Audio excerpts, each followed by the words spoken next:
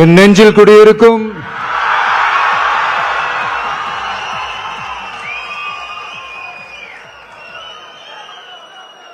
என்னுடைய தோழர்களுக்கும் தோழிகளுக்கும் தமிழக மக்களுக்கும் என்னுடைய வணக்கம்.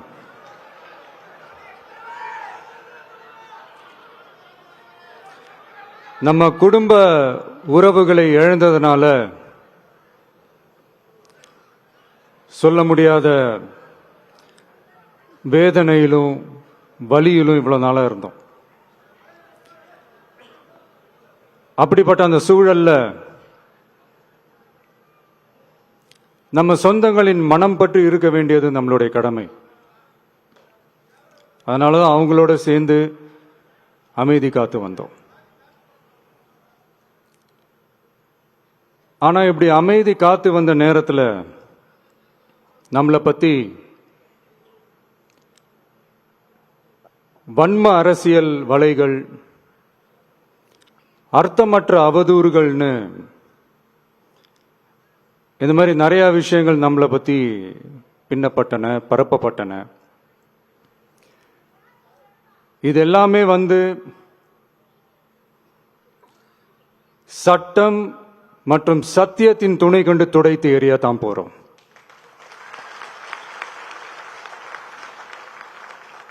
பட் அதுக்கு முன்னாடி தமிழக சட்டமன்றத்தில் நமக்கு எதிராக நிகழ்த்தப்பட்ட ஒரு உரைக்கு ஒரு நாகரிக பதிலடி கொடுக்கணும்னு நான் நினைக்கிறேன்.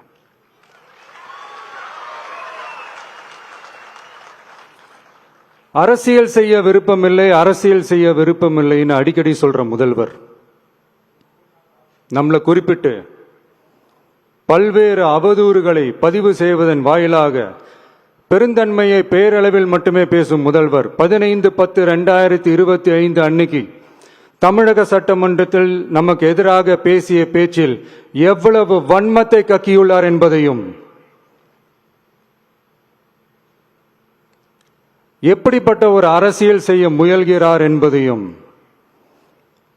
தமிழக மக்கள் உணராமலா இருப்பாங்க.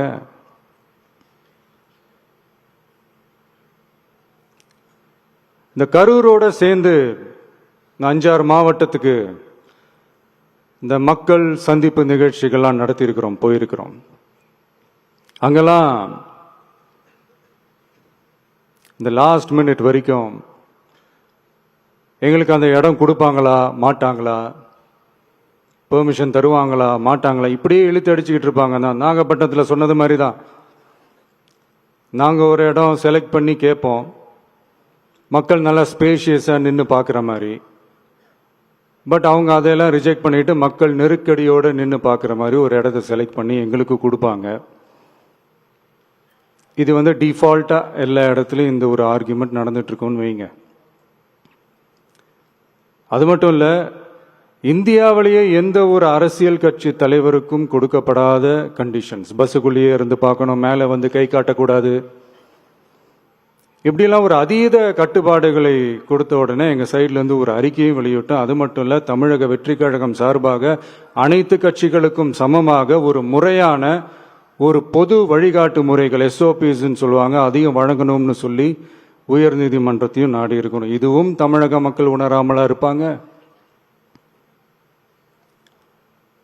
இப்படி ஒரு அரசியல் காழ்ப்புடன், நேர்மை திறனற்று நம்மளை பத்தி குற்றம் சாட்டியுள்ள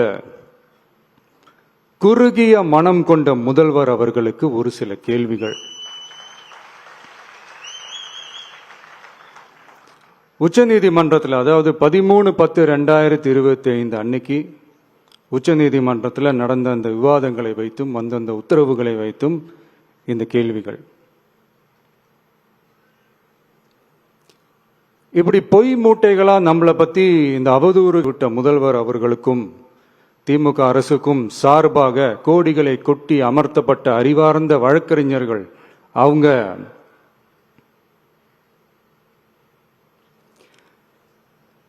இந்த கபட நாடக திமுக அரசோட தில்லுமுல்லுகளை தாங்கி பிடிக்க இயலாமல் உச்சநீதிமன்றத்தில் திக்கு திணறி நின்றது. முதல்வர் அவர்களுக்கு மறந்துவிட்டதா? இந்த கரூர் சம்பவத்துக்கு அப்புறமே அவசரமா ஒரு தனிநபர் ஆணையம், அந்த தனிநபர் ஆணையத்தை அவமதிக்கிற மாதிரி அரசு உயர் அதிகாரிகள், காவல்துறை உயர் அதிகாரிகள் எல்லாருமே நம்மளை பத்தி ஃபுல்லா இந்த அவதூறுகள் பரப்பி ஒரு செய்தியாளர்கள் சந்திப்பு அவசரமா. இதெல்லாம் ஏன் நடக்குது? எதுக்காக நடக்குது அப்படின்னு ஒட்டுமொத்த தமிழக மக்களும் கேள்வி கேட்க ஆரம்பிச்சாங்க.